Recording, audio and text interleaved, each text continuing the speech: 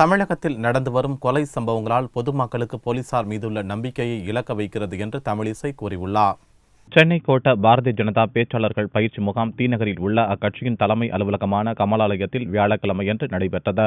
மாநில தலைவர் தமிழிசை முகாமை துவக்கி வைத்தார். பின்னர் செய்தியாளர்களிடம் பேசிய அவர், பாரதிய ஜனதா கட்சி உள்ளாட்சி தேர்தலுக்கு தயாராகி வருவதாகவும், சட்டசபை தேர்தலில் ஏற்பட்ட பின்னடைவை பற்றி கவலைப்பட வேண்டியதில்லை என்றும் கூறினார். உள்ளாட்சி தேர்தல் குறித்து கட்சி நிர்வாகிகளுடன் ஆலோசனை நடத்த தேசிய தலைவர் அமித்ஷா விரைவில் தமிழகம் வர இருப்பதாகவும் தெரிவித்தார். சென்னை நகரம் கொலை நகரமாக மாறி வருகிறது என்றும், சுவாதி கொலை வழக்கில் சம்பந்தப்பட்ட கொலையாளியை கண்டுபிடிக்க தீவிர நடவடிக்கை எடுக்க வேண்டும் என்றும் கேட்டுக்கொண்ட தமிழிசை, தொடர்ந்து நடந்து வரும் கொலை சம்பவங்கள் பொதுமக்களுக்கு போலீசார் மீதுள்ள நம்பிக்கையை இழக்க வைக்கிறது என்றும், மக்கள் மத்தியில் நிலவும் பீதி, அச்ச உணர்வுகளை நீக்க வேண்டும் என்றும் வலியுறுத்தியுள்ளார்.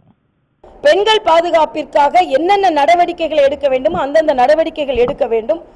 இன்னும் காவலர்களின் ரோந்து அதிகரிக்கப்பட வேண்டும். இன்னும் சிசிடிவி கேமராக்கள் அதிக இடங்களில் பொருத்தப்பட வேண்டும்.